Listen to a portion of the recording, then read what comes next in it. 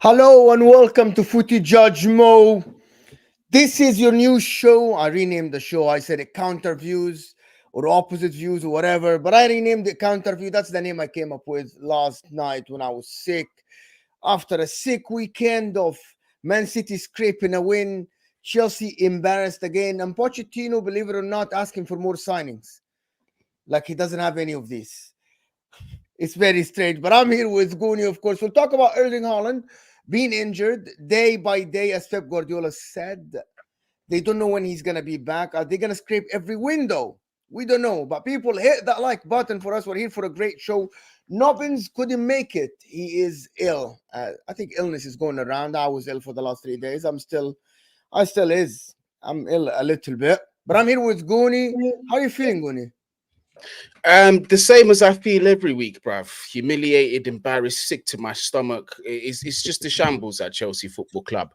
But if you were to ask me if I'm surprised, no, because I've been on the same hymn sheet. I've been singing the same song for months now. For months. Yeah, Tom, how are you feeling? Smiling, all smiling. I'm very good, mate. You are very good. Liverpool top of the league. It's all that matters, mate. Top of the league, loving life. And just to all the Nobbins fans out there, Pep Guardiola's abhorrent football has made Nobbins ill. That's all you need to know. That's all you need to know. Yeah. From himself, he said that the performance against Aston Villa is the reason he can't be here today. It knocked him that sick. Me, though, I don't have complaints like Chelsea. My team's top of the league, winning games, scoring goals, having a decent midfield. All these sort of things, I've got no complaints. You literally scraped a win against 3 points is 3 points. 3 points is 3 points. You got a referee's decision your way in the red card. Okay, I'm sure we'll get into this. No, but anyway, listen, there's only one place to start, to be honest, which is Chelsea Football Club. The reason why I wanted to start with Chelsea, because Mauricio Pochettino yesterday, instead of taking responsibility and accountability about what happened, he literally said the players aren't good enough. I want more signings. And I said that he should get sacked, not because I don't believe he can turn it around. It's because I said yesterday, and people didn't like it, that this is Chelsea Football Club. If any other team, if Liverpool, Man City have a manager that's sitting 12th after 16 games, there is no other conclusion. There is no other output other than the guy should be under pressure to get sacked. But I see that from half the Chelsea fans and the other half the same belief. I get it if the board says believe. I get it if the board say you're under the microscope. But it looks like the guy is not under pressure at all. At all. He is comfortably sitting in a press conference saying, I need more signings. Give me more money. It's ridiculous, to be honest. Goonie, how is that even possible? Well, listen, Pochettino is he's a pathological liar. This man is a liar. Look at his comments from the beginning of the season and look at how he backpedals all the way up until now. Yeah. Now, the entire fault is not with Pochettino. I probably give him about 25, maybe 30% of the blame, but he still needs to get out of Chelsea Football Club because the comments this guy makes after the game are insulting my intelligence and the rest of the Chelsea fan base. And if that's his expectations in saying that, oh, the boys gave everything, we played well, you need to get out of the club. He is a coward. At the beginning of the season, right, this guy was asked a question. This was my first red flag. He was asked the question, do Chelsea need more experienced signings at the club? Do you know what that coward's answer was? Oh, I'm afraid to say because I might get in trouble with the board. You absolute spineless coward, mate. You are an absolute coward and you're not fit to lead anything, mate. Absolutely not fit to lead nothing if that's your answer. How can you be so spineless? And in terms of signings, right, this is going to shock you probably. I agree, but I don't think it should be him that should making the signings. He shouldn't have a say. He needs to get his ass out of the club. Definitely he needs to go. But let me go back to the 1 billion that we spent. We wasted near enough all of it. Near enough all of it. Every single one of those players in that Chelsea team are nowhere near good enough to even get close to the Champions League spots. And I don't want Champions League spots. I want to win the Prem. But none of those guys are even close, not good enough. Bring Pep Guardiola, bring Jurgen Klopp, bring Carlo Ancelotti, bring whoever you want to bring to the team. They will not get top 4 in England. Never. I used to believe it. Yeah, but let's break it down. You don't believe that Caicedo is a good enough player? Wait, hold on. There's 4 players at Chelsea I would keep. All right. 2 of them I haven't even seen play football, so based on that, it's not fair to judge them. Yes. Yeah. Nkunku, because he's come with some kind of reputation where he scores and assists. So I'm putting some kind of belief that he can be a good player for Chelsea in the future with a better squad. 100%. The other one is Lavia. He hasn't kicked a ball yet for Chelsea Football Club, but I've seen this guy's ability outside of the club, and I honestly believe he's a top quality player. But he hasn't shown it at Chelsea yet, so there's still a question mark over him. Another one that I would keep, unfortunately, this guy's turning 40 years old, Thiago Silva, because he's the only one with a winning mentality in the squad, and he's the only person that can keep things together, who should have been given the armband, by the way. Bro, and the guy should play with me on Sunday League, William. There you go. It's true, but unfortunately, he's still one of our best players. Yeah, and the other one I would keep is Caicedo. That's it. Those are the only 4 players at Chelsea Football Club I'll keep. I purposely did not include Enzo. I didn't include him. This guy, for me, is this close for me to wanting him out. 100%. I don't care how controversial that sounds. This close. People, this Harry guy saying that I'm trolling, I am dead. Forget about the comments. People, I am dead serious, mate. Don't worry about the comments. Don't worry about the comments. No. I'm just emphasizing that I am not. Don, big up Don. Oh, Don with an opinion. Oh, believe it or not, Don saying this group. I'm reading Don because he's one of the people that I appreciate his opinion. Don, I appreciate and I value his opinion. Did I say top 6 or top 4? Hold on. Did I say top 6 or top 4? What did I say? I said top 4. You actually said you want to win the league. I do want to win the league. That should be the ambition at Chelsea Football Club every season. Yes. Okay. So here is what I said in the beginning of the season, Gooni, because me and you didn't talk in the beginning of the season. I had arguments with Chelsea fans, and I said, and I'm sorry, and I'm gonna repeat that. I said for the good of football, and I stopped saying that weeks ago, by the way. I stopped only analyzing football lately. But I said in the beginning of the season that Chelsea replaced a youth system with money. Todd Bowley went and spent 300, 400 million pounds on young players, hoping that one of them will bang or 2 of them will bang and he will be able to recover the money. A lot of players are under 21 years old. And I said that's not enough to win the league. You need leaders, you need experience on the pitch, and it's not only about the years of playing football. You need characters on the pitch, and this team doesn't have characters on the pitch to lead the team. And the other thing is that I said, you cannot just go and replace a whole team with a new team and expect them to work. It needs time, it needs work, but people didn't want to listen. And I said some of the players are actually overpriced with the money that Chelsea paid. Some of them are good, some of them aren't good yet to actually take this team to the value that £1 billion should get you. Does that make sense? Like £1 billion should get you that. Some of the players might get you that within the next 5 years, but they need a lot of work. And Chelsea Football Club, after spending that much money, shouldn't be waiting at 12th. You can be waiting at 4th. You can be waiting at 3rd. But you shouldn't be waiting for the results at 12th. But I've been called crazy. I've been called that I have an agenda against Chelsea. I do, a little bit. I don't have an agenda against the club or the fans. I have an agenda against the spending habits. When your owner comes in and spend that much money and try to replace the squad, he doesn't know what he's doing. He literally has no idea what he's doing, Todd Bowley. And he's hiring Pochettino, who I think is a good coach. I think who coached Spurs. Based on the Spurs days, he's good. Listen, some of the players are overpriced. Some of the players you pay too much for them. You should not have bought Raheem Sterling because the scouting system should have told you that Raheem Sterling works in a system that is catering to deliver him the ball at the end. He has been one of the better players this year for you, but when it dips, he isn't the guy to lead the team. He isn't the guy who leads the forward line. He isn't the guy to pick up Cole Palmer or Jackson or the rest of them and tell them everything is going to be okay. Let's go to the next play. That's what I said. You needed somebody else. You spent 50 million on this guy 2 years ago. He is on 350k. He's not going anywhere soon. But he sat on the bench. He literally sat on the bench. Your superstar forward sat on the bench.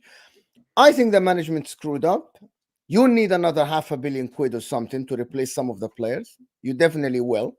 The likes of Kukurea. You need to not rely on Reece James because he's injured again. They told me Malo Gusto is good enough to get top 4. I think Malo Gusto is a good player, but maybe in the next 4 years. Not today. Like Malo Gusto by himself can be a part of a defense that experienced enough, and he can be the guy that comes in. But to have Colwell, Badiashile, Malo Gusto in the same team and asking them to take you to top 4, I think it's too much to ask. And I think it's too much to ask from the club. And the fans have been patient enough. And it is what it is. But Tom, do you understand how mad it is? Do you understand how mad it is to watch a club spend over £1 billion and then be told they need to spend another £500 million to get back to a competitive level after spending the previous $1 billion? That is mental to me. Pochettino is one of the most overrated managers in the world. Let's get it plain and simple. What he did at Tottenham was a flash in the pan, and it all went very wrong the moment he suffered the first real heartbreak, hence why he got sacked 5 months later. PSG was an embarrassment of a manager there. Lost the league title to Lille. Like, I can't remember the manager before him who lost the league title. Was it Emery? But that cost Emery his job. Pochettino comes in, loses the title. But it's all brushed under the carpet because he played nice football with Tottenham. This idea that he's this fantastic youth developer, not true at all. He got lucky with Harry Kane. Because if he was this fantastic youth developer, we would have seen it at all the other clubs. But I didn't see any of it at PSG, and I'm yet to see any of it at Chelsea, and there's no signs of it improving at Chelsea. You know he's improved at Chelsea? Conor Gallagher. But he's like 24 now. That's not youth development. That's just putting a square peg in a square peg hole. That's all it is. Chelsea, they spent $1 billion. The issue is that when you're in a rebuild, you can accept poor performances. You can accept poor results as long as you're getting signs that the stuff, the right pieces are there, the right aspects are there. Us, we were drawing with West Brom, we were losing to Newcastle and Swansea and stuff, but you were playing the right way. You could see certain things are there. I look at Chelsea now. Start the season, you could see certain things were there, and then he went to this back five, which sort of then didn't make any sense, and that probably pushes back a little bit. And now you're playing this awkward sort of system, which I don't think fits any of the players. And you're losing games, and you're not showing anything in those games to make Chelsea fans go, I can see the project, I can see the vision, I can see what the plan is, and it's just this, and this that's wrong. It's just all this. Right. Pochettino didn't develop Luka Modric. He didn't have Luka Modric at any point. He didn't have Bale at any point. He had Sadio Mane for... He actually didn't have Sadio Mane at any point. And he didn't have Van Dijk at any point. He had Kyle Walker for... Did you not have them at Southampton? No, so Pochettino left in the 13-14. They all joined 14-15. Okay, yeah. Modric is the mad one. Modric left in 2012. Pochettino joined Tottenham in 2014. But he's just... You look at who Chelsea sacked. Look, Thomas Tuchel, I think, is a really good manager. And I think he was a manager for Chelsea that got Chelsea. Chelsea are a club with an ego. Chelsea are a club with an aura. That's the matter of fact. Pochettino does not have ego or aura. He doesn't. Potter didn't have ego or aura. To manage Chelsea, to be a success at Chelsea, you need to be able to own the fact you're Chelsea. Own what that club means. Tuchel could do that. When I've got managers at Chelsea coming out in press conferences after they've just lost 2-0 to Everton, who had a 10-point deduction and are still pretty much above them, going, oh, the boys played hard. The boys tried the best. It's just, I saw plenty. That's not Chelsea. I grew up on the Chelsea of Mourinho, who would slag off players despite winning because the performances weren't there. I grew up on the Chelsea of Ancelotti. I grew up on the Chelsea of, I've had Conte, I've seen Tuchel, all these big managers who have that ego and can manage that dressing room. Pochettino doesn't command respect. Pochettino's tactics are crap. Pochettino's recruiting style is crap. I don't get half the signings Chelsea have made. They would literally just sign because they have good potential on FM. That's it. There was no sort of analysis of how they'll fit into the system, of how it will play. It was just, they've got 5-star potential on FM. Let's get them through the door. And then when it all culminates, Chelsea are the perfect hypothetical team. You've got hypothetical players, you've got a hypothetical manager, you've got hypothetical transfers, you've got a hypothetical system. Potential FC, they said. It's hypothetical. Hypothetically, Reece James to be the best right back in the league. He could play 3 games in a row, but he hasn't done that for 2 years. So what are we doing? Hypothetically, Mykhailo Mudryk, Cole Palmer, Noni Madueke, and Nicholas Jackson could be the best front 4 in the Premier League. If any of them could learn how to control a football. Wait, say that again. Hypothetically, Mudryk, Jackson, Madueke, and Palmer could eventually be the best front 4 in the league because they've all got so much potential. But 3 of them lack any technical ability. So then we go there. Hypothetically, Caicedo, Lavia, Enzo is the best midfield in the league. No, it isn't because it doesn't have any balance. It actually isn't, though. That's the problem. I'm just going off what I was told in the summer. That's one of the things that I said, and I'm not going to dwell for long because I won't go need to respond to you. Like, it actually isn't. Enzo Fernandez was good at Benfica. Enzo Fernandez won the World Cup.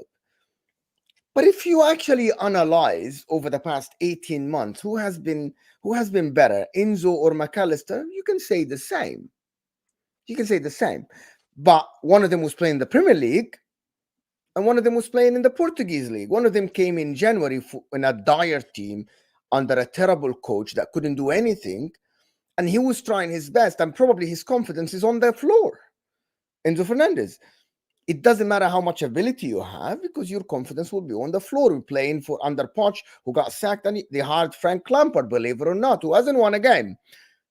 So, in my opinion, you're spending that much money on a player in January because you wanted to get him early enough. So why are we saying that's the best midfielder? Caicedo? We're watching Bissouma now. Bissouma now. But that's not even exactly. So you're saying what Chelsea. See, you added that bit and it makes sense. What Chelsea fans told us. What Chelsea fans thought it might happen. Chelsea fans, I said Badiashile. I promise you something. I actually think Badiashile is a very good player. But look at the level. I've had somebody DM me on Twitter asking me, Mo, do you think Badiashile is Saliba's level? I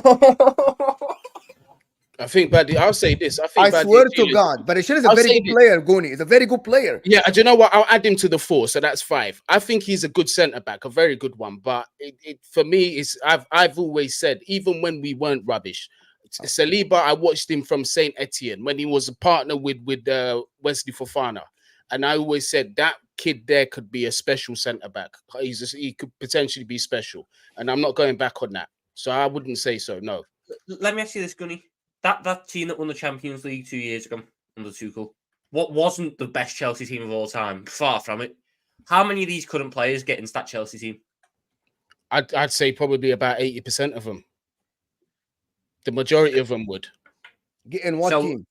Into this team now that we're talking about, the majority of them would 100%. Who doesn't like what players out of this current team would get into that team? What so like Jorginho might drop out for an Enzo or a Caicedo maybe. But I genuinely think the only other one's Cole Palmer. Cole Palmer gets into the attack. I don't think you take any of the defenders. I think as per Thiago Silva, Rudiger was actually a very good back 3. He had a more fit Reece James, which is probably better.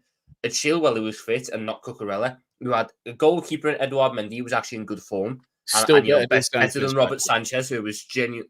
I was telling Chelsea fans in the summer, you spent £1 billion and didn't buy the most important position. Good teams have a world-class striker and a world-class goalkeeper. The 2 uncompromisable positions. Yep. Look, what top team has went far without having a good goalkeeper? We had to spend 60 million on one to take the next step. Arsenal, the reason why I don't think they'll win the league this year is because I don't think their goalkeeping situation is very good. Their goalkeepers will cost them in big moments. We saw it against Luton. David Raya threw 2 balls into his own net. They are not a compromisable position. And for Chelsea to sit there, Kepa wasn't good anyway. Kepa was a waste of space and a waste of time anyway. Better than Sanchez. But you had the money. You spent £1 billion. Go and buy a Mike Maignan. Go and buy whoever. There are so many other goalkeepers who I would rather have at Chelsea than Robert Sanchez, who was 3rd choice at Brighton behind Jason Steele, who couldn't even get a game 2 years ago at Sunderland. But that is You're Chelsea. Saying I said exactly the same thing as you, Tom. Exactly the same thing. And I saw Sanchez was going to be first goal yesterday. Yeah, bro. Listen, when I saw we signed Sanchez, I said, yeah, this is a backup goalkeeper. Surely Chelsea are gonna go for another goalkeeper, a top goalkeeper. And then we was told this guy, they trust him to be number one in the sticks. And Ben Jacobs today, right? Let me read the tweet that Ben Jacobs tweeted out that made me absolutely sick to my stomach.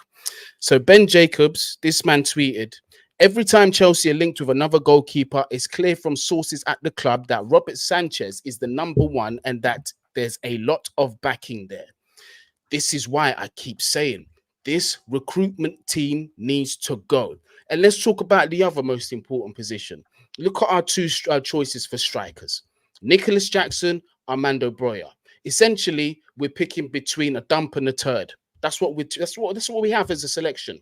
They are both horrific strikers.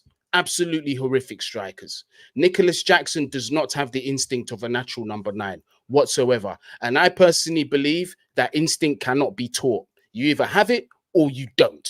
He does not have it. Get rid of him. We don't need just one striker. Nicholas Jackson doesn't We have need any two of the good strikers. things. I look at the certain strikers in the league that, you know, lack things. We have one, Darwin Núñez. He can finish, but he doesn't have the composure to finish consistently. There are strikers who have very good composure but can't finish. Nicholas Jackson has neither. Nicholas Jackson doesn't have composure and can't finish. So what does he do? Because Nor does he have movement in the box. Nor does he have movement in the box. Normally with a striker, you find a compromise. You go, right, he might not be able to do this to that level, but he's got this. And that allows this to work. The issue is Jackson doesn't have the wingers to score the goals around him, so he'd need to score the goals. His link-up wouldn't even get the wingers to score goals anyway, but he can't score goals himself. He got the bougiest hat-trick I've ever seen against Tottenham. So he was running one-on-one against the goalkeeper for 45 minutes, was offside for the first 20, and then nearly put 2 of the goals straight at the goalkeeper. If Vicario didn't, try and predict that he was a good striker, then he would have saved them. That's the worst thing I can tell Nicholas Jackson. The goals he scored are because the opposition keepers have given him too much credit. And then, we might put this in the corner. And he's dragged it towards them. But they've overcommitted.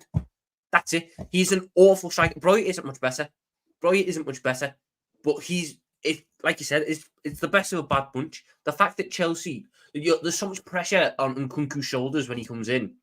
He's coming into a new league. He's coming off the back of a major injury. I don't see much of a chance that, hitting the ground running straight away. I don't. What's going to happen? What's going to happen this January at Chelsea? How do Chelsea go about saving the season? Now, let me address a couple of things. Sorry, guys. Couple of things. In the summer, when Chelsea were playing good football, I actually said that Chelsea looked all right. And if they signed Caicedo, he probably someone that Jackson looked all right. And I actually said that Jackson looks good in the summer. He can strike the ball, he can drive with the ball. The link-up play with Nkunku is good in the 4 or 5 games they played together. So that's what I said in the summer. I said Chelsea has a chance of finishing top 4, but they lack experience. They lack pretty much experience in the front line. Me and Don spoke about it many times. I'm addressing some of the people in the chat. And he said that we don't need experience. I said you will need experience in tough times. You'll need experience in tough times. If everything goes your way, but you still. I said Chelsea have a good chance of finishing top 4 because Spurs, when they sold Harry Kane, I thought they would drop deep. I think they will battle it with Man United, Chelsea. But when the Chelsea started the season and he faced adversity and nobody picked the team up, I said Chelsea still need experience. And if you don't add experience, I think you will fall apart. But I still think that this group of players has a future. This group of players has a future. In my opinion, some of them are very good in the future. The problem is Chelsea Football Club. I said we need experience. I said you need experience, Don. You said you don't need experience. You never said you don't need experience. You said these players don't need experience. You said these players are talented enough. But anyway, long story short, you literally said that, Don. And you literally said that these players are good enough, talented enough, and you'll see. But anyway, long story short, I'm not addressing you, Don. I'm addressing a couple of people. And after that, Chelsea started losing them. I still think that it can be turned around, right? Because the players are talented. Badiashile, Enzo's talented. Caicedo's talented. I think Cole Palmer is talented. I'm not sure about Modric. I think when Nkunku come back, he will solve a thing. I think Chilwell is good. Colwell, Badiashile, Disasi is not bad. Malo Gusto, all these things. My problem with Chelsea Football Club is all of them they need time. None of them is ready now. Even Raheem Sterling needs someone to carry his hand. And I said that many times. When you start losing games, I'm going to address your comment. When you start losing games, Chelsea Football Club need to be put under pressure. You cannot just accept 12 in the league. Nope. If you're losing games and you're 5th or 6th, we'll say, yes, you can turn it around. If you're even 7th. If you're sitting 12th in the Premier League, I think that's terrible. The manager need to be put under pressure. You need someone else to carry these players. These are the players you bought. Okay? Here you go. These are the players you bought. That's what I said, to be honest with you. And I still stand by it. These players have future. Doesn't mean you sell them all. I think Nicholas Jackson might come good, but he needs a lot of time. No. He will not. But I think there are certain Chelsea players that I can, no, but hold on. agree to. One of the but not things, him. his body language is strange, but the way he carries the ball, the way he strikes the ball, isn't that bad. No. I have to. I Let me address Dom because I addressed him by the name. Why would I say we don't need experience when I have grown up on experience? Okay, so Don, I'm lying then, Don. You're right, I'm wrong. You said you don't need, I said you don't need experience, and you said that as well. I'm not going to dwell on that, okay? That's what I said. And I just used to because me and you have argued about it many, many times. But anyway, maybe you didn't say that. Maybe I'm just imagining things. See, I'm going back on what I said. Maybe I'm imagining things then. But I think Mudryk, I don't know, because Mudryk lacks a little bit of basic in football. Passing weight. Not good enough. Nah, passing, shooting, and stuff like that. He can be learning that later. I don't know. No, you're better off going through the ones that you think can work. Yeah, but the problem is they spent money already, people. Yeah, and we all make bad financial decisions in life. We all make mistakes and we all learn from them. Chelsea just made a very expensive lot of mistakes there. Out of all their players that they've signed, there are about 4 that you sit there and go, yeah, that's decent value. They've done all right there. One of them's Cole Palmer. One of them's Badiashile. One of them's the right back fella, Malo Gusto.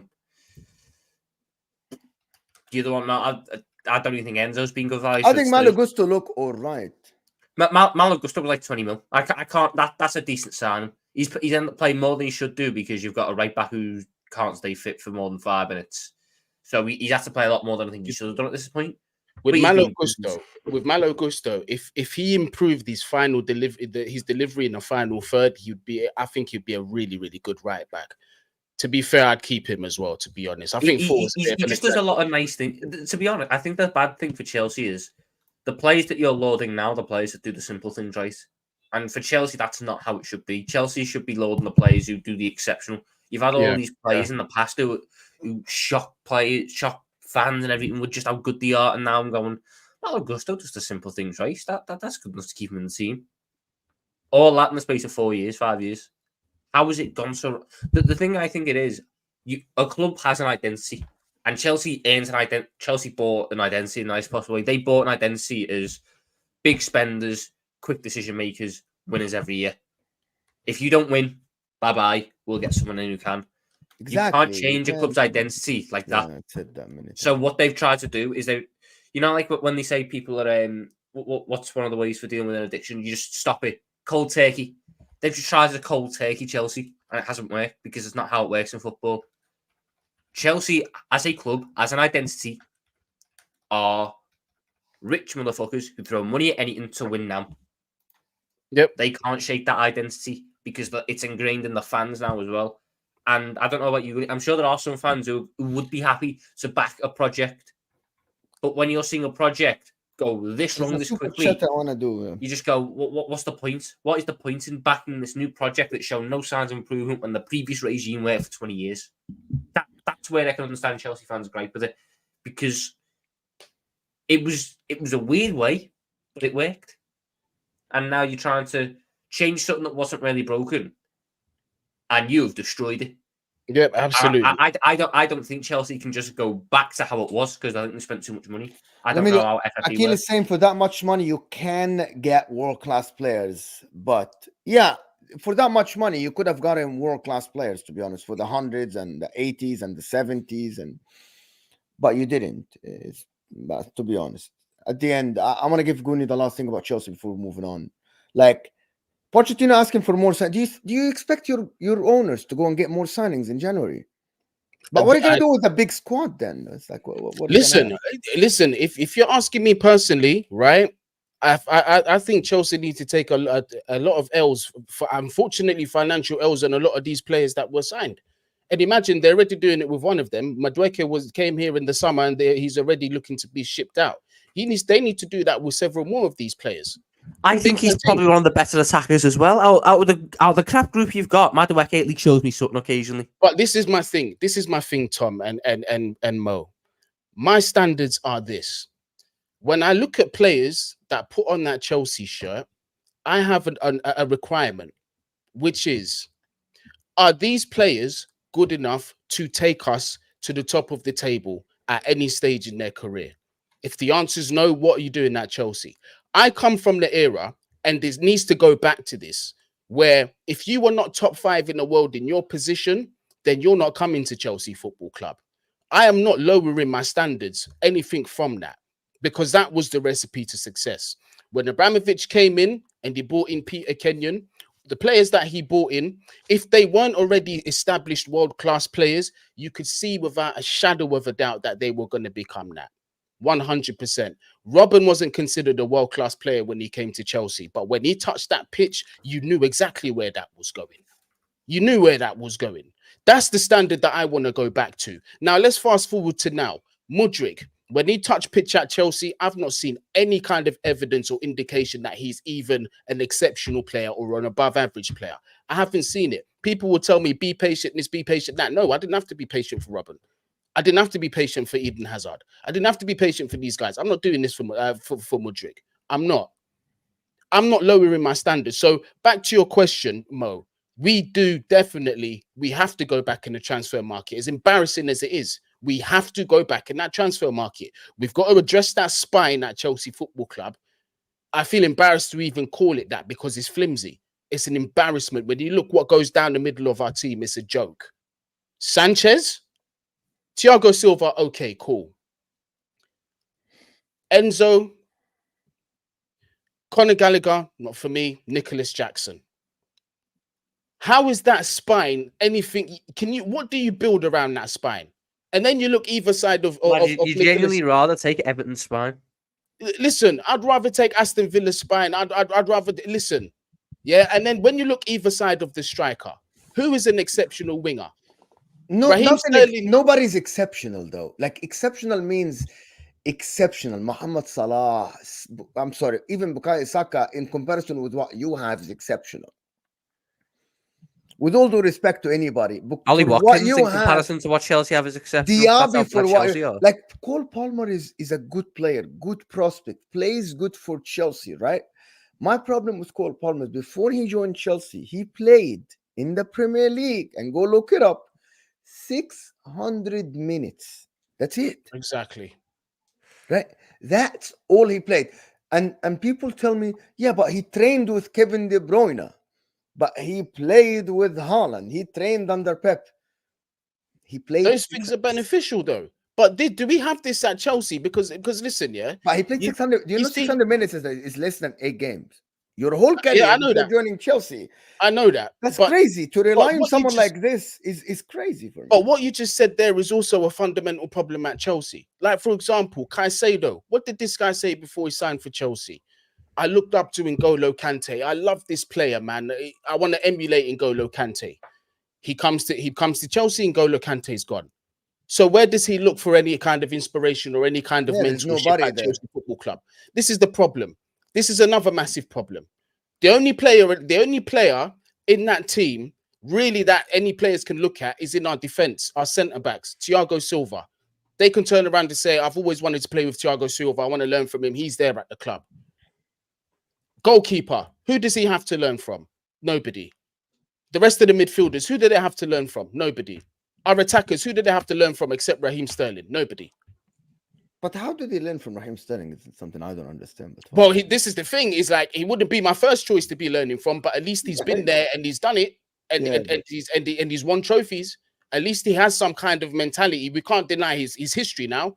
Yeah, he played. So he won trophies, scored a lot of goals and everything. But there is a difference between someone who scores a lot of goals and someone who can lead youngsters, who can teach youngsters. That's I agree. But this is where we're at Chelsea, unfortunately. Raheem Sterling was always this sort of weird winger in the sense that there wasn't many in the world like him. So that's something that doesn't really transpire well for teaching players because he's got such an orthodox style. The big thing I think, though, all Chelsea fans keep saying to me is in 4 years' time we'll be there.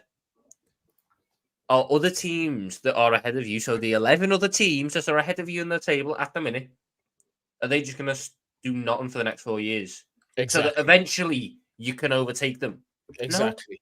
No. Man City, Arsenal, Liverpool, Tottenham, United, Villa, Brighton, all them lot are going to continue to improve across the next 4 years. Yeah. So then Chelsea will just be stuck in the same position because whilst your players are slowly improving, other teams are either slowly improving as well or taking major steps. Yep. So if anything, 2 years' time, whilst you're waiting for certain players to kick on because you gave them 8-year contracts and you can't get rid of them, more teams have jumped you because they've made the right signings, they've backed the right project. And then what are you just stuck with the same crop of crap that wasn't showing me any signs 2 years ago, aren't showing me anything now? Like, what are we doing here? Chelsea have... I don't get who advised them how to do this project, but it is not how you do a project like this. Paul Winstanley and this idiot Stewart, they need to leave even more urgently than Pochettino do. And I've been calling out for them for the longest. Our recruitment team need to hold a bulk of the responsibility because they were hired to build this quote unquote project. They are hired to pick the players that are going to play some sustainable kind of football that's supposed to be taking us to winning trophies. They've not done that. They failed miserably. And guess what? They've been given this January to make decisions again. It's just shocking. I don't care how Chelsea was well ran isn't necessarily the word I would use, but it was a successfully ran club. And now I don't think there's a week that goes by where I don't see news about a dodgy decision Chelsea have made again and again and again and again. Do you want to know who we're linked to? We're linked to not one, not two, but 3 youth players from Palmeiras. One of which is called Esteval. We're gonna have to pay 40 million for this guy, and he's played less than one half of football, senior football, in his entire career. He's 16 years old, and he cannot come to England for another 2 years. You know, at this point, just go and buy Palmeiras, the football club.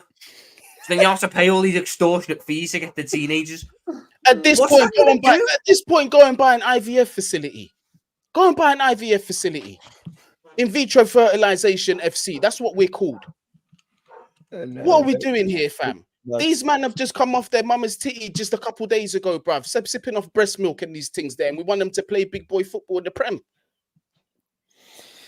Listen, I don't know what's gonna happen, but we're gonna move on from Chelsea a little bit. That's so funny, to be honest, that they're linked to 3 youngsters after all these people and all the youngsters they have already. It's definition of insanity, doing the same thing over and over again and expecting something different. How many children are you going to buy before you realize we don't know, they don't win leagues? There is no, I like, we have this saying that there has to be a sane person around that club to tell these guys what you're doing is wrong. Apparently, we had him. We had him, Christopher Vivel, and guess what? He said, "F this, I'm leaving. I'm out of here." Yeah, he's somewhat. They have to have somebody. Like someone has to tell these people. But anyway, I want to move on to the Liverpool and Manchester City. Haaland now is injured. As Pep said, he said he doesn't know how long. People are upset that I said Man City scraped a win. And people are upset that I said Arsenal played against Villa better than Man City played against Villa. At least they created chances. People are upset and they think I have an agenda against City. And I had a long-ass comment on the video last night saying that, Mo, you keep saying that Man City aren't the same as last year. But I'm still standing by that. Tom, you won. You scraped a win as well. You literally scraped a win. Deflection. Anyway. And a red card that wasn't a red card. But I don't think Liverpool at the end, you keep against the hurdles. You keep like passing them. City as well, back to winning ways, scraped a win against Luton. One of the things I want to get your opinion on it, both of you, is that Man City, one of the reasons I said that Man City aren't the same this year, they might turn it around, even they aren't the same as the not same Man City of last year, is that Man City, I've never seen Pep Guardiola drop deep, defend a win against a relegation team. Against Luton, after the 66th minute when he scored the second goal, he gave them the position. He didn't control the game. People call it maturity, and I call it Man City never did this ever before. I never seen Man City against the Lutons, the Sheffields, drop deep and give the opposition the chance to try to create something. And that's what I say, because they have injuries. He subbed every center back he has on the bench, trying to close out the game. That's not the Man City I know. Did anybody see it the same way, or you guys think that Man City is still the same, even though they start slow? This is not a slow start. This is Man City, for me, that are trying to keep up with the top at the moment. I just think City had it. They got Rodri back yesterday. They got Grealish back yesterday, and everyone thought, oh, well, Rodri's back. They'll be back now. It'll be a nice, comfortable one. And again, I watched Ross Barkley have a really good game as a DM against Rodri. Ross Barkley was at Nice last year and wasn't really playing all that much. And then I sit there and go, if Rodri isn't fixing this, who does? Because KDB ain't fixing it straight away. He's not played football since May. Bar 20 minutes in the game, which he got injured again and had to get another surgery. So it's crazy to count them out because they have come back from bad positions before. Yeah. But it is clear to see that something isn't the same. The almost arrogance that they played with last year, where they go into games and kill it off by 20 minutes, isn't there anymore. And that opens the door for other teams, because unless Pep can figure it out, and I think the way he figures it out is go back to something a little bit more simpler. Unless Pep can figure it out, someone else will win this league title, because this system, teams have figured it out now. I mean, in that first half, second half, Man City were much better. Second half, Man City were having the right attacks, they were putting pressure in the right area, but in that first half... Yeah, but that's for 20 minutes only, though. No, I even then, no, I think they just played, and I think they sat back a little bit and sort of made Luton try and do something, and then Luton were their worst enemies. Luton won't do anything, but Man City don't do that. So that's smart, because at least in the first half, when Man City were trying to go out with them, you could see that Elijah Adebayo, I think that's his name, was causing all sorts of problems for the defence. I think it's an issue with certain centre-backs in this league, certain ones that get a lot of praise for being, these top-quality centre-backs. Chuck a big man on them, and they struggle. Ruben Diaz was getting bullied by Adebayo yesterday. Obviously the goal, but there was lots of link-up play that happened where Ruben Diaz just couldn't get near him. I think it's a real interesting one to watch over the next couple of weeks, see how City solve it. And I wouldn't be shocked to see if it's a thing where Alvarez gets a bit of a run-in at striker to be more of a false nine. Go back to an old system that worked for City, just to see if that can give them a little bit more. Did it work yesterday for you? When it worked, it worked. Right. I think that's the thing. I think City just lack, at the minute, the consistency to keep it over 90 minutes. They're going for spells and games to try and kill it off. They will grow into that consistency. But for now, they just got 20, 30-minute spells in them. I think that Pep then might try and go back to a system that worked for a little bit longer, the false nine thing, but with Alvarez up top. And I also think it's time for him to bite the bullet and go, you know what, maybe I was wrong. It is time to just play Foden in the middle, because I thought he was the best player yesterday when he was in that central area. Created a lot, caused a whole load of problems. It's an interesting one. I hope it takes City a long time to figure out, because then we might win this league title. But I just watched the recent performances and they haven't been there. Don't you know, they got the result against Luton, but if they play like that against Villa, they would have lost again. The fact that we're saying they got the result against Luton is just a sign. Yeah, but Luton's a tough game now. I think people are now starting to realise that. So City are just the same as everybody else. Certain games, yeah. All right, then. That's my point, though. Like, people told me that City are levels above everybody else. And I'm like, I don't see it this year. I see somebody, Pep Guardiola, who is still waiting for the injuries to come back and still trying to find the right combination of players. Doku wasn't there yesterday. Grealish scored a goal, yes. He was all right. He was good. But he didn't provide the spark that Doku did. He was good, Jack Grealish. He wasn't bad. Phil Foden yesterday played in the 10, and he was good. He was all right. He wasn't terrible. He wasn't bad. He was all right, right? But Rodri still isolated in the middle, even with Kovacic, a little bit isolated in the middle for some reason. I know you watched the Chelsea game, Gooney, but what do you get about what's your take about this Man City team and the situation at the moment? They've had their injuries. Still no Kevin De Bruyne, and they're still in the mix of the Premier League. They had Rodri, I believe, absent for 2 or 3 games, still in the mix for the Premier League. Honestly, I don't see them falling away too much. I really don't. I think City are going to be all right. You know, even some of the best teams we've seen in history have shithouse results.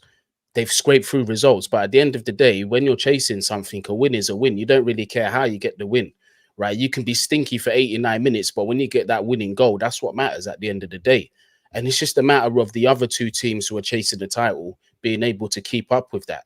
Yeah, because City are only going to get stronger when their injuries are, when their main man is back. I believe De Bruyne is going to be back for the Liverpool game. That's the predicted return. January, yeah. January, exactly. So when he gets back, they're only going to be a stronger team. In terms of Erling Haaland being injured, obviously a striker of that quality, arguably the best striker in the world at the minute, it's going to hurt any team. But, you know, they can do a job up there with Alvarez, who I think is also a quality player. And unfortunate to have a striker as good as Erling Haaland in front of him, because I believe he could start elsewhere. But I think City will do all right. You know, it was a bit concerning for them, no winning, I think 3 or 4 games before that. But still, to still be in the mix, then for a team with the previous experience to have done it before many times, yeah, I don't think it's really much of a big deal. They're not in a dangerous position to be not thinking about the title at the minute. So there's nothing to always panic. have to think about the title, Gooney. This Man City with the spendings, Yeah, and of course. the best manager Well, in the world. Like, they have to be thinking about the title. The fact of is, course they are. there was a notion in the beginning of the season that Man City will win this title with ease. Do you think that? Not with ease, but they're only 4 points off the top. Yes. That's not a massive gap for Manchester City anyway. For a team that can put a run of, 10, 11, 12 wins in a row, that is not a big gap. So I think it's a bit premature to be saying, City should be worried. City should be worried that they won't be winning the Premier League or another team will be pipping them to the title. It's too early for that. Those conversations for a team like Manchester City should be coming in around March, unless they make a dramatic fall off, which I highly doubt that they will. Those conversations need to wait. I don't think they're going to fall off at all, by the way. Like, I think they're going to be there and thereabout. My point is the league is closer than what people thought in the beginning, in my opinion. Like, the likes of Arsenal are still winning games. Liverpool are winning games, which is something I want to ask Tom about. You happy with the performances about Liverpool as well? Are you happy? Like, because we criticize City and we say City are scraping wins. You are scraping wins against the Crystal Palace, the Sheffield United, the Luton you draw. You aren't putting the dominant performances that Liverpool should be putting out. And it's not because of the DM. It's not because of the DM. It's a combination of factors. The way I've always looked at it, you can play bad, but as long as you win, you get away with it. But all teams who win titles have spells in a season where they play bad. Yeah, you just need to get the wins, and so far we're getting the wins. We're getting. I don't think that there was as much luck in the Crystal Palace games as been made out. I think it is a red card. It's stupid from Ayew. And Roy Hodgson came out after the game going, "Oh, it's not right that a player of Van Dijk's quality should be trying to get a player sent off."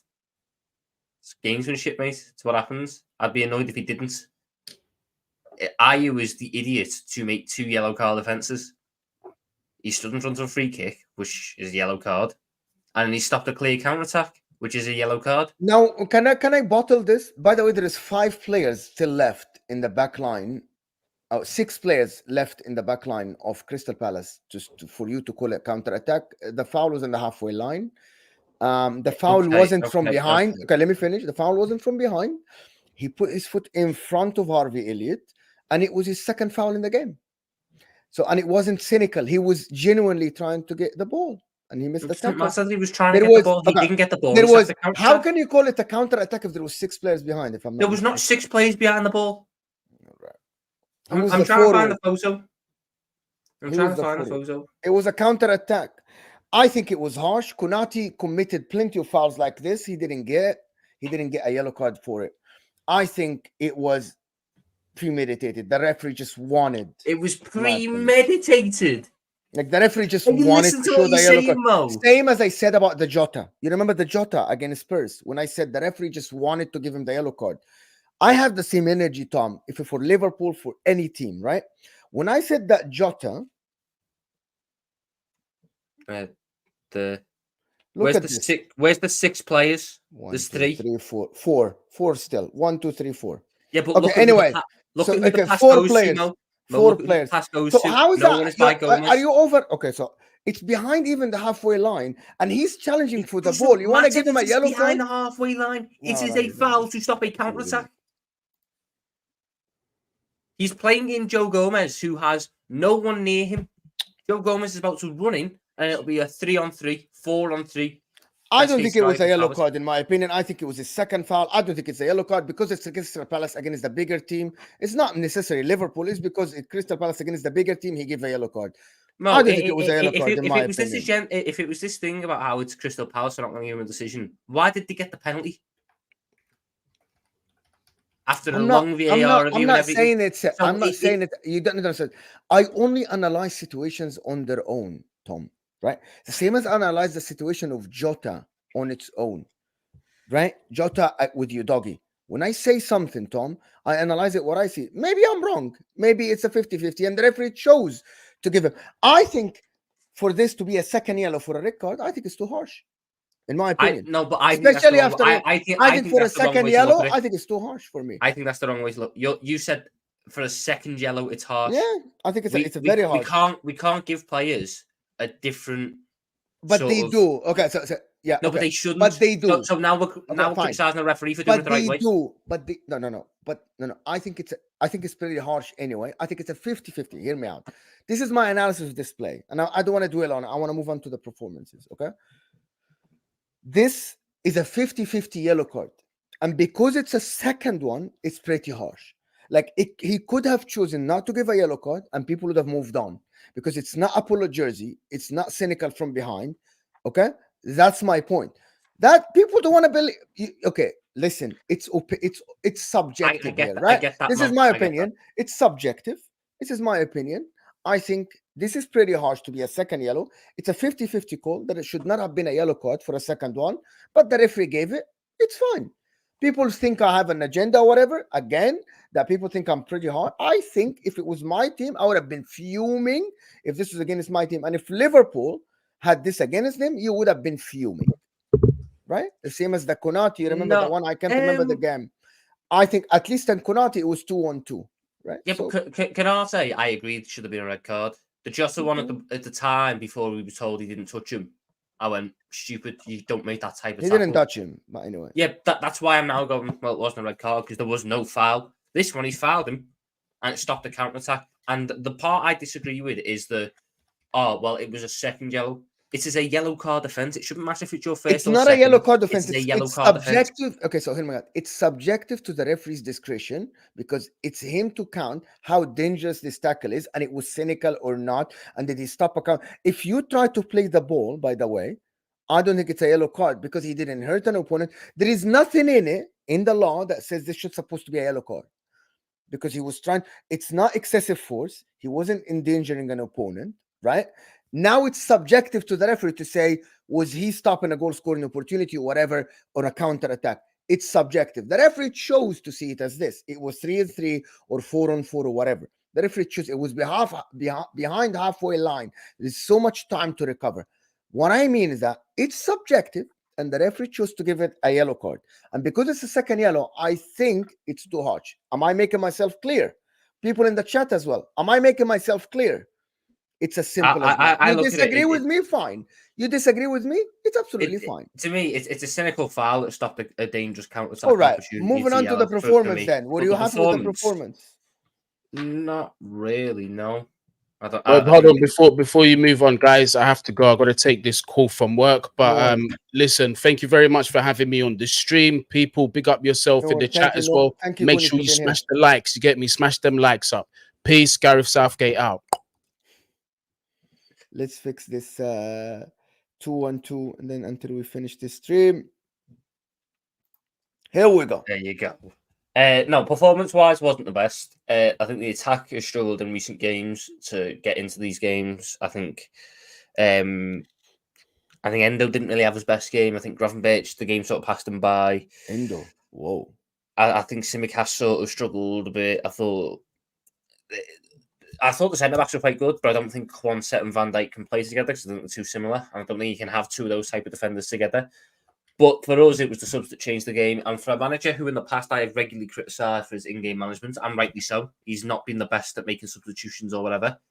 This season, he's got them right the majority of the time. And once again, at the weekend, his substitutions won the game. Joe Gomez at right back was brilliant. Gave us the width that we needed on the right, which allowed Salah and Trent to come inside more, give us more control. Jones came on for Gravenberch, just done exactly what we need him to do. This is why I am big on Curtis Jones. Is he flashy? No. Is he a better footballer than Ryan Gravenberch? No. But he keeps his team ticking over. And in games like this, where we are stagnant, where we can't get going, you need players like that. Gakpo deserves to start 100%. I think every game he's come into, bar Sheffield United, what I feel sorry for him. He started a decent game against Sheffield United, went under the radar. He comes on, he has an impact. Speak to me about Darwin Núñez, to be honest, in the game. I don't think he had much in that game. I don't think we got him involved. He didn't touch the ball as much, if I'm not because I don't think this was the game for him. Nobody gave him the ball as well. Yeah. Nobody tried even to give him the ball. He was offside too much, to be honest. He was getting the ball a couple of times and he was just stood offside, which is a gripe. But we need to get better at picking and choosing the games for Núñez. Saturday, wasn't a game for Núñez. Saturday was a game for Gakpo. Sheffield United was a game for Núñez. Manchester United the weekend is a game for Núñez. Arsenal is a game for Núñez. When we go to Burnley, that's where I want a Gakpo. Against a side that are a good defensive side, but are not only a good defensive, they aren't going to offer the space in behind. That's where I need Gakpo. A side which are going to try and come on to us, that's where I need Núñez. We need to get better at picking and choosing them. Or, if you really want to explore it, go Gakpo and Núñez in the same team. Go back to the front three that you had at parts last season where you had Salah on the right, Núñez on the left, Gakpo in the middle. Get your dangerous players on the pitch, because right now in front three of Salah, Núñez, Diaz isn't working. It's like we've got three individuals, and that isn't how these front threes are supposed to work. I've been told Núñez and Salah has a connection, and I think Salah hates playing with him. No, they don't. Again, I actually couldn't give a crap if he likes him or dislikes him as a person. They have a connection on the football pitch because they've got a ridiculously good chance creation rate and GA numbers. The numbers don't lie, but it just doesn't look right. It doesn't look right in the eye, but it's fine. It works. The issue is what we do on the left. Do you go Jota for more goals, but then you lose creativity? Do you go Diaz for the creativity, but then you don't want to get him with the goals? Do you go Gakpo, even though we haven't played him on the left, even though I think that could work for him? We just have a dilemma on the left-hand side. Ultimately, I don't really care. The manager will figure it out. It's why we pay him 200 grand a week. He needs to figure out the attack and the midfield. He will do that. I back him to do that. We just need to keep on winning games. The performances will come. The performances will 100% come. We've had some good performances this season already, which give me enough confidence. We're winning games. We're having the moments that we need. We're doing everything that I need to see at this point. The big thing is, I'd like it if we could stop conceding first every single fucking game, because I do want to keep this heart. I don't want another heart attack. I want to stop conceding first, or stop going behind at least. And I want to see the front three change up a little bit. I hope Josh is back soon. I know Alisson was back, and by the way, I just want to say, Alisson Becker, I love that man. I love that man more than you believe. The save he makes in that first half, I don't think many keepers make, or at least keep it out in the way he's done it. Then he makes a save in the 90th minute, which looks easy, could be a very difficult save. Makes that to keep the win. Going from Kelleher to him, Kelleher's not even a bad keeper. I quite like Kelleher, but going from Kelleher to Alisson is going from chalk and cheese. He is the best goalkeeper in the world. He's arguably, for me, the most important player in the Premier League. We play the way we play because of him. We can only play as high as we do. We can only play as risky as we do because we've got a goalkeeper that good. We play so high and we play so risky knowing that we'll catch them offside a lot. And the 1 or 2 times to beat the offside trap, we've got a goalkeeper who'll save the one-on-one. That's why it works. That's it. Let me do a couple of super chats. He's saying, Akil here is saying, Tom, will you extend your logic about Arsenal, which is a good segue to Arsenal? If you play bad but keep getting the results, yet to play their best football and better defensively, because you're not better defensively, first of all, because you can see the same amount of goals as us, and we've had to play a backup goalkeeper in 2 of the games, and we've had Van Dijk out injured, we've had suspended, we've had Canate out injured, we have Matip out injured, we have Gomez out injured, we have Chance out. All of our defenders. That's the funny thing about Arsenal fans and City fans. They'll cry injuries. Our entire first choice back line has missed at least 3 games this season, and that's including the goalkeeper who's missed 2. So. But you haven't seen us crying about it. You haven't seen us moaning about it. Our defence is fine. It looks risky, but it's fine. Arsenal, if you play bad, will keep getting the results.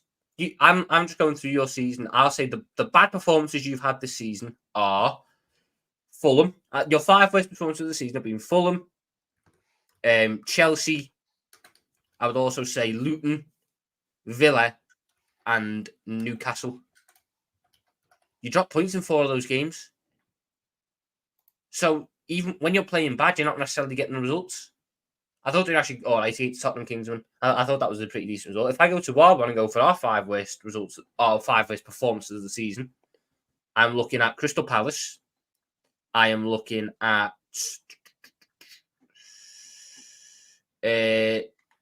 probably Wolves. I'm looking at Chelsea. I am looking at also Luton, 100%. And probably Sheffield United. Can I ask a question, Tom? And I can ask the people in the chat a question. Arsenal concede less XG than Liverpool. Let me ask you a question. If the difference between your XG, if Arsenal's XG is 12 against them is 12, and they concede 15, and Liverpool's XG against them is 20, and they conceded 15 as well, is that a testament of Arsenal's good defense or bad defense? Because you concede the chance and you stop it by a goalkeeper or by something. Do you think that's a testament of how good the defense is or how bad the defense is? It's not bad defense, it's bad goalkeeper. I've said it. It's the bad goalkeeper. Right. I actually think Arsenal's defense, when Zinchenko wasn't in it, is quite good. I look at that and I go, yeah, it's a decent defense. It's the goalkeeper who was the problem. With us, we can see the high XG, but we do that because we have a good goalkeeper. You play the way you play. If I look at XG created, if I just go find XG created, so defensively, you might try and say Arsenal are better than us. That's fine. I can somewhat hear that. XG wise, you've got 32.6, Arsenal have 29.7. So we create more. We just open ourselves up to concede more, yet we've got the better goalkeeper. This is why I think XG is a weird thing to sort of use, because it doesn't account for the, what are they called? The exceptions to the rule. Alisson Becker is an exception to XG. Hence why across the past 2 seasons he has an XG plus minus of 12. He has saved 12 more goals than he should have. That is why at the end of the season, our defense could be the same as Arsenal's, but we might have 10 XG more.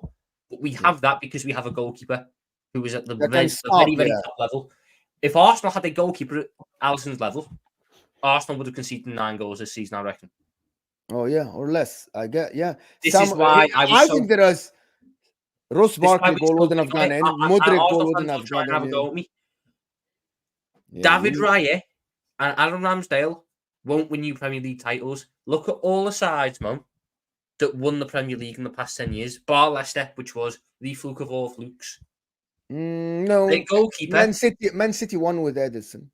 Ederson's a good Ederson goalkeeper. isn't a great shot stopper, though. Ederson's a good goalkeeper. He's a fantastic. He's the best in playing with his feet, though. I think Ederson gets a bad rep because Just to let you he's know, so good with Man feet. City have the same thing, like their XG against and the goals, because the chances they concede, Yeah, they I are very agree. dangerous. I agree, but I still think Ederson's a better goalkeeper than David Raya. He still Yeah. pulls out more moments. I just think it's the Chelsea, not the Chelsea, the Man City style of play. But if we go back, you've got United who had Edwin van der Sar. You've got Chelsea who've had Petr Cech and Thibaut Courtois.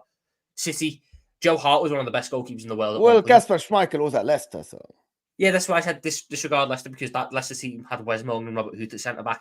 It's the outlier in the situation. Then they had Ederson, I think, was the top goalkeeper. Then you had Alisson. All these sides that win titles have top goalkeepers because they win you games, they win you points.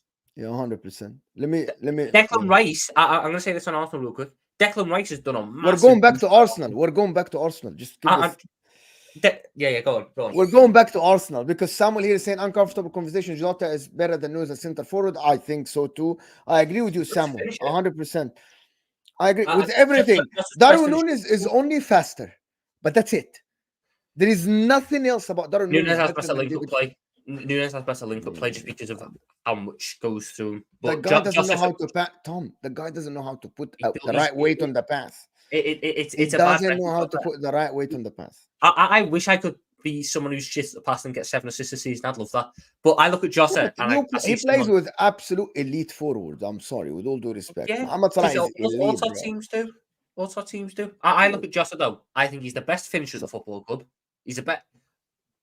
Diogo Jota's a better finisher than Mo Salah. No doubt in my mind about that. All right, Diogo Jota's movements is better. All right. Listen, I don't get why we shove him out on the left. He's a top. A fresh. How was Luton a bad performance for Arsenal? I'm gonna let Tom answer that. I can answer that, but I'm gonna let Tom answer this. You had no control over a team that played Ross Barkley and Marvelous Nakamura at DM. You conceded 3 goals to a team that won the playoffs last year, playing the most shithouse style of football going. Luton are a tough side to go to. It is a good result for Arsenal. It was not a good performance for Arsenal. They can be mutually exclusive, as we've discussed earlier. You can have good results and bad performances. Luton was a bad performance. And I think Mo agrees with me. It wasn't a good performance by Arsenal. I don't think it's a good performance. It was saved by a brilliant moment at the end. The offensive line scored 4 goals, so I can't fault him for this. But I'm gonna hold the same energy for Liverpool, Man City, and Arsenal because they are title contenders. Fresh. When you're a title contender, you should not be struggling against the teams from relegation battle. Especially Arsenal went ahead twice. You should be able to see the game out. As I said, City yesterday when they played 2-1 up, they gave Luton the ball, or the majority of the ball, 55% possession after the goal for 25 minutes. That's my point, to be honest. It's like it's a good performance because you got the win at the end, but I think you should have had more control. He's asking you only rate players after winning the Premier Leagues, the trophies. It's a big boost for them, yeah. Obviously, because it shows that actually that shouldn't be though, because Mohamed Salah before winning the trophy, Mohamed Salah was the Premier League goal scorer before winning the trophy. It's not the sole judge, but if you were to ask me which player is better, and I've got proof that one player's done it in the big moments, I go for the one. But it depends on the team you play at. Like, I'm sorry, with all due respect, James Maddison, for example. Every time I was watching the guy at Leicester, I knew his levels above a lot of players in the Premier League that won trophies. With all due respect. Like I said, it's not the sole factor. James Maddison is better than a lot of midfield. He's better than 95% of the number 10s and the creative midfielders in the league. I don't disagree. And some of them won trophies. I'm sorry. He's better than, our midfield that won the Premier League. Ability-wise, he's got more ability than each of them. Won't argue that. But you can't sit there and be disingenuous and say trophies don't matter.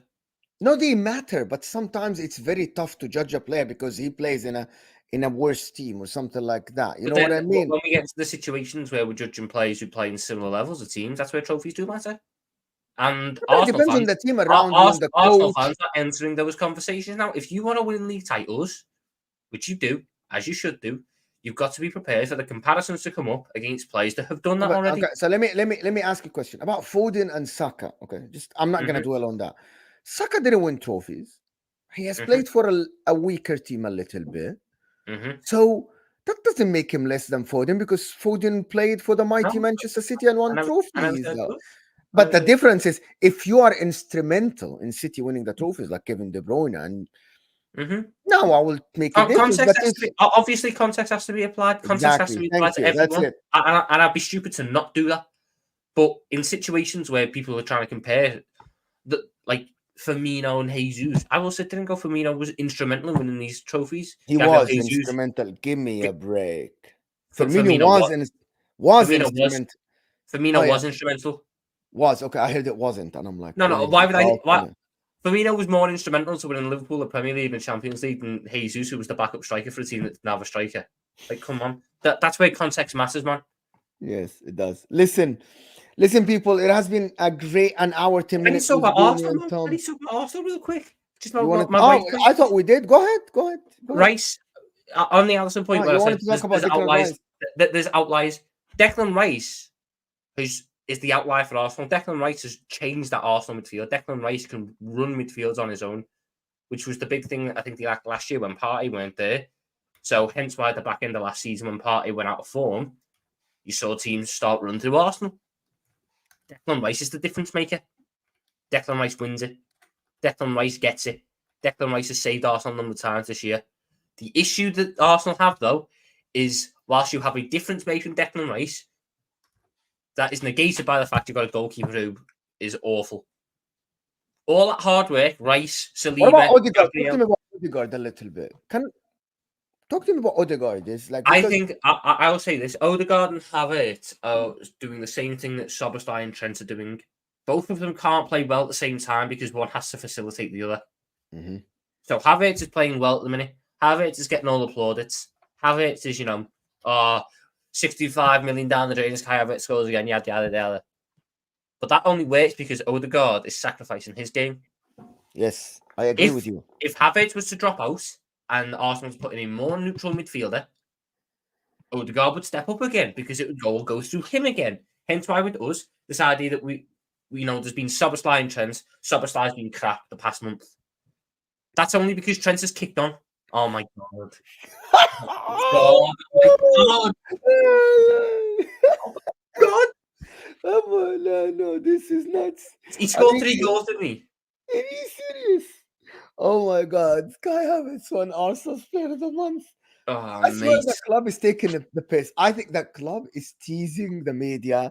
Is like, when you're like, this is nuts. No, this is ridiculous. Arsenal should only be awarded Player of the Month. Did against Luton. Player of the Month for Arsenal should have went to Declan Rice. Same as it should have been for each of the other months. This is an insult. Player of the Month for... Oh my God. This is nuts. Odegaard's only... Okay, here we go. They say he has been brilliant. Kai Havertz. The thing about it, that he has been brilliant because we expected crap from him and he's offering something. But he hasn't been brilliant. I think he's still good, but not brilliant. I wouldn't call it brilliant, in my opinion. But yeah, he's played well. People don't like it. He's played okay, guys. He hasn't played well. Declan Rice played well. Declan Rice played very well. Tomiyasu played well before he got injured. Oh my God. Saliba's been brilliant. Saliba's been playing well. But the difference is... I look at Havertz and I just see a player who's there for the moment. Accepting mediocrity is the start of the downfall, people. I'm just telling you this from here. That accepting mediocrity and praising average players when they do the bare minimum is the start of the downfall of any football club. I've seen it in my club. I've seen it in many clubs. When you start praising Havertz for doing a job that is just okay, getting in the 18 and stuff like he's that. Only doing that he's job. Supposed to be very good. He's only doing that job at the detriment of certain players in the system. Someone tell me he played well against Villa. Someone tell me he played well against Villa. Did he score a goal? Did he have an assist? He stopped Did he make a difference? Did he make a goal? Yeah, but did he make a difference? No. He is brought in to be the forward. one of the second forward or something. He's playing a left 8 to provide the support for the forward line. Did he score a goal? Did he have an assist? Did he make a difference offensively? No, he didn't. Right? Did he have a big chance created? No, he didn't. So stop this. He's played better than everybody else. He's played, you can say, sorry, Tom. He's played better than everybody else. You can say that, but everybody else was shit because you lost the game. I actually think Declan Rice was your best player in the game, numbers-wise and on the ice. He was left isolated against a very physical Villa midfield, and he was doing a good job stopping counter-attacks. He had tackles, interceptions. He still made progressive passes and carries. But to tell me that Kai Havertz played well, he played well against PSV, fine. So is everybody else. So is Gabriel Jesus. And by the way, against Luton, your best player by far was Gabriel Jesus, who contributed in 3 goals, a goal, assist, and he's the one who played it. I'm not picking on Havertz. Havertz now is not being terrible. Does that make sense? So what I mean is that Havertz now, we've been saying Havertz is shit. Now Havertz isn't shit. Havertz is an okay player. Exactly. He's just all right. Which is for you guys, if you guys Arsenal fans want to say that that's very, very good, it's up to you to accept that. It's not up to me to convince you that. Havertz now is an okay player, right? But Kai Havertz is getting the goals at the minute. This month he's got the goals. But very well. I know he chased a couple of chances for Odegaard, which Odegaard missed against Villa.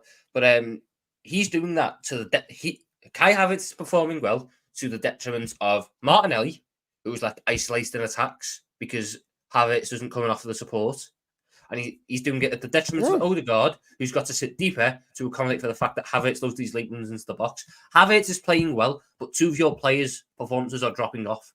It is fine if you're going to continue this way, but then you have to adjust your expectations for Martinelli and your expectations for Odegaard. For me, I struggle to give player of the month to a player who is directly to detriment of 2 of my other players. If Dominic Szoboszlai came into Liverpool and Mo Salah suddenly had to adjust his game and stop producing to accommodate for him, and Trent had to change his game to stop, change and accommodate him, then I go, yeah, it's a problem. So he said he created 2 big chances. I think he created one of the situation. So I forgot who created the big one was the one which Odegaard put wide. The one which Odegaard put wide, which is like near a broken goal. That's the big chance that he missed.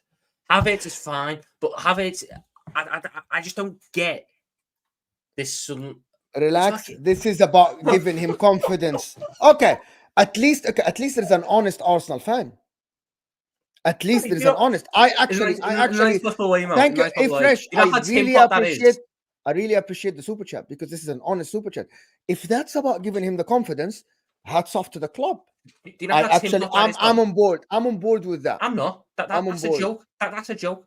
How Tim Pot is it? Right. How Tim Pot is it for a massive club like Arsenal to sit there and go, oh, we'll give out and play. He's a marquee signing this season. They need to give him confidence. He's the marquee signing this season for them. They need to give him confidence. That's a joke. No, sorry, that's a joke. I actually said the penalty was pity, right? Because that's a penalty at the end and it was 2-0 only. And I think, in my opinion, giving him player of the month isn't bad. I think isn't bad. But I think if you think he is player of the month for real, you must be joking, right? TBG. Kai Havertz is always like this. We cannot Let me just say, Kai Havertz is a midfielder in your system. Kai Havertz is a midfielder. He's not a striker, he's a midfielder. Therefore, scoring a goal in a game does not equate to a good performance necessarily. He could score, but if he's getting bypassed all the time, if his link-up isn't there, if teams are attacking down that side, there's no point. He's done a part of it. Scott McTominay scores loads of goals, but very rarely puts in a good performance. Kai Havertz may well score goals for Arsenal, but on the defensive end, I think he's lacking. In the link-up phase, I think that there's games where he just goes missing with it. Yeah. The one thing I will say, the one part I disagree with Mo, Villa, I thought that was the team not helping him. He made a number of good runs. He put a number of good chances on a plate. Villa was his best performance. I said he was the best of the lot. Yeah, right? he was I wouldn't say one of. I thought Declan Rice was very, very good as well, actually, in that game. But I get what you're saying. He was the best of the lot, but none of them. Listen, if you're a forward and he scored 0 goals at the end, I think in a game that you lost 1-0, I think There's questions to be asked. If Fresh is saying party, that the difference not have it, he is our Bissouma. Party is your Bissouma. I thought Declan Rice is amazing at 6, to be honest. I think This is the issue, though.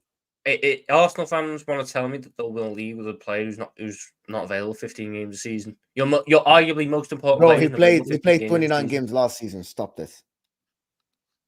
Yeah, that was a flash in the pan. He's not going to do it again. That's like when we got that's like when we got navigation. Thiago played 40 games a season. All right. It doesn't happen often. You got to capitalize the year it does. This year, how many games has Thomas Partey played? 4. We've played 16 games. He's missed 12 Premier League games already this season, Thomas Partey. That's not including Champions League. That's not including, cups. Thomas Partey's played just 4 games in the Premier League this season. Let me, okay. I think I have to go. So, people, this has been a brilliant show. People think we're hating on Arsenal. There's 200 people here still. So, hit that like button.